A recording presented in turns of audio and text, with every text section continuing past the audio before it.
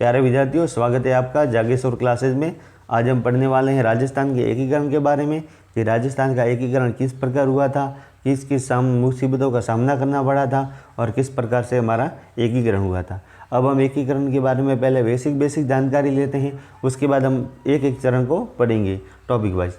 तो अब बेसिक जानकारी ले तो सर्वप्रथम ये कहा गया था भारत सरकार के द्वारा कि जिस रियासत की जनसंख्या 10 लाख है और वार्षिक आय 1 करोड़ है, वो रियासतें या तो पाकिस्तान में मिल सकती हैं या राजस्थान में रह सकती हैं या खुद का स्वतंत्र अस्तित्व रख सकती हैं। तो उस टाइम पर ऐसी राजस्थान की 4 रियासतें थी जो अपना इस शर्त को मानती थी या इस शर्त का पालन करती थी। वो रियासतें 4 हैं, वो हैं जयपुर, जोधपुर, उदयपुर और बीकानेर। इन रियासतों की वार्षिक आय 1 करोड़ थी और इनकी जनसंख्या 10 लाख थी। विलय पत्र पर हस्ताक्षर के बारे में बात करें तो विलय पत्र पर हस्ताक्षर सरदार वल्लभ भाई पटेल की अध्यक्षता में हुआ था। पत्र पर हस्ताक्षर हुए थे। विलय पत्र पर हस्ताक्षर करने वाली पहली रियासत बीकानेर थी और अंतिम रियासत धौलपुर थी। बीकानेर ने 7 अगस्त 1947 को ही विलय पत्र पर हस्ताक्षर कर दिए थे और उसके 10 दिन बाद ही धौलपुर ने कर दिए थे, यानी कि समस्त एकीकरण को होने में सिर्फ 10 दिन का टाइम लगा था। 10 दिन में ही रियासतों का विलय हो गया था। अब हम पढ़ते हैं एक कोटेशन के बारे में। बांसवाड़ा के राजा थे चंद्रवीर सिंह।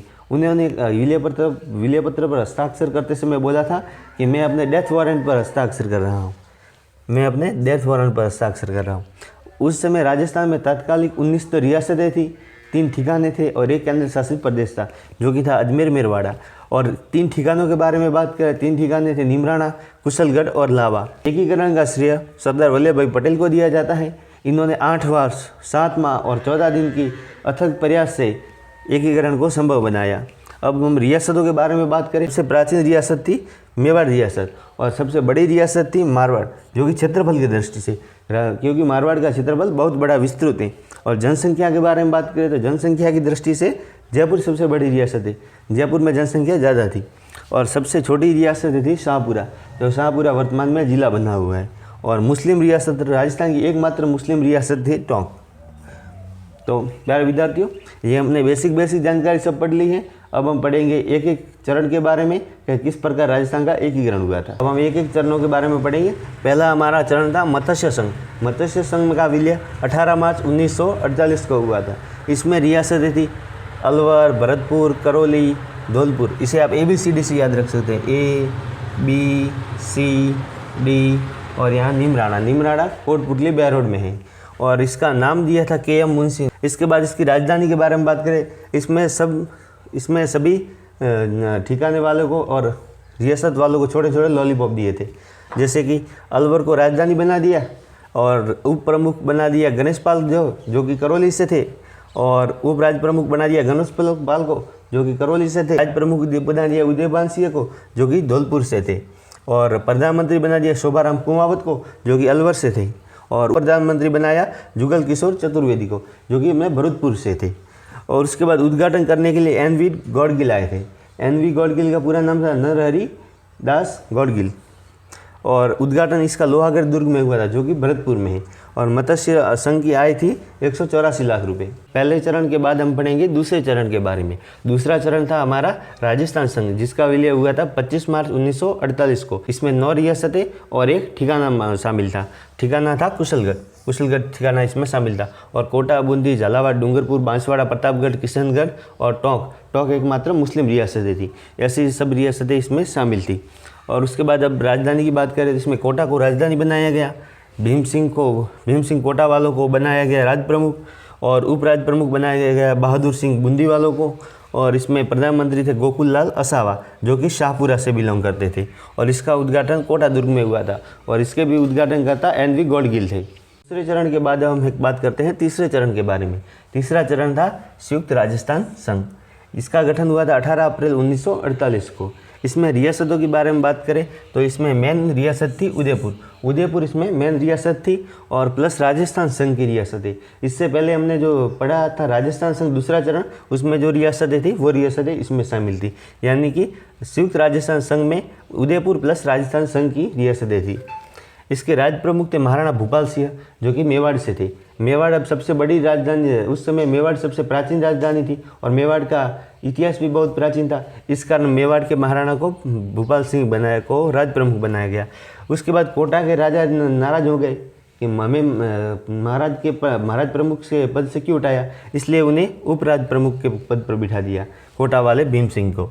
और अब राजधानी के बारे में बात आई तो राजधानी उदयपुर सबसे प्राचीन थी, इसलिए उदयपुर को राजधानी बनाया गया। और उस समय प्रधानमंत्री उदयपुर इतनी बड़ी रियासत का विलय हो रहा था, इसलिए स्वयं माणिक्यलाल वर्मा को आना पड़ा। और उद्घाटन करने के लिए भी जो पहले एनवी गौडगिल आए थे उनको रहने दिया और पंडित जवाहरलाल नेहरू आए। उस समय देश के प्रधानमंत्री आए थे। तीसरे चरण के बाद अब हमारा है चौथा चरण। चौथा चरण था वृहद राजस्थान संघ। इसका गठन हुआ था मार्च 1949 को। ये इम्पोर्टेंट है, चौथा चरण हमारे लिए बहुत ही इम्पोर्टेंट है। इसमें रियासतों के बारे में बात करें तो संयुक्त राजस्थान संघ, जो कि हमने पहले पढ़ा था, तीसरा संघ था हमारा, उसकी रियासतें प्लस जैसलमेर, जयपुर, जोधपुर, बीकानेर और लावा ठिकाना। यहाँ तक कि इसमें सबसे बड़ी रियासतें अभी इस तक शामिल हो चुकी थी। सबसे बड़ी रियासतें उसमें उस समय यही थी, जोधपुर, जयपुर, जैसलमेर और बीकानेर। ये मेन रियासतें शामिल हो गई थी। राजधानी बनाया जयपुर को और राज प्रमुख के लिए लड़ाई हो गई थी। मेवाड़ शासक के लिए मध्य मेवाड़ शासक और जयपुर के शासकों के मध्य, इसलिए एक नया पद सृजित किया। वह नया पद सृजित किया महाराज प्रमुख का। भूपाल सिंह को तो बना दिया महाराज प्रमुख और राज प्रमुख बना दिया सवाई मान सिंह को, जो कि जयपुर के थे। ये जयपुर के थे। और उपराज प्रमुख बनाया भीम सिंह कोटा को, जिसको हमने आगे पढ़ रखा है। और प्रधानमंत्री बनाया हीरालाल शास्त्री को। और इसमें मेन बात ये है, ये सबसे इम्पोर्टेंट बात है कि कौन से चरण से राजस्थान दिवस मनाया जाने लगा। 30 मार्च को राजस्थान दिवस मनाया जाने लगा। जब से वृहद राजस्थान संघ का विलय हुआ था, वृहद राजस्थान संघ के विलय के बाद से ही 30 मार्च को राजस्थान दिवस मनाया गया, जो कि हम आज दिवस तक 30 मार्च को राजस्थान दिवस मनाते हैं, क्योंकि 30 मार्च को ही इसका गठन हुआ था। अब चौथे चरण के बाद हम बात करेंगे पाँचवें चरण के बारे में। पाँचवा चरण था हमारा संयुक्त वृहद राजस्थान संघ। इसका गठन हुआ था 15 मई 1949 को। इसमें रियासतें के बारे में बात करें तो इसमें रियासतें थी वृहद राजस्थान संघ की, जो हमने पहले पढ़ रखी है, और मत्स्य संघ, जो हमने पहले शुरुआत में पढ़ा था, ABCD वाला रियासतें। मत्स्य संघ था और वृहद राजस्थान संघ था, और शंकर देव राय समिति की सिफारिश पर यह विलय हुआ था। अब बात करें हम छठे चरण के बारे में। छठा चरण था राजस्थान। यह हुआ था 26 जनवरी 1950 को। इसमें सिरोही के कुछ स्थानों को बम्बई प्रांत में मिलाया गया था और बाद में बम्बई के कुछ प्रांतों को सिरोही में वापस मिला दिया गया था। ये गोकुल भाई भट्ट के अथक प्रयासों से मुमकिन हो पाया था। और सरदार वल्लभ भाई पटेल गुजरात में राजस्थान के माउंट आबू और देलवाड़ा क्षेत्र को गुजरात में मिलाना चाहते थे, लेकिन गोकुल भाई भट्ट के अथक प्रयासों से उन्होंने राजस्थान में मिला लिया था। अगली बात करें तो इसी चरण में राजपूताना भूभाग, पहले राजस्थान को राजपूताना भूभाग के नाम से जानते थे, तो इसी राजपूताना भूभाग का नाम बदलकर राजस्थान किया गया।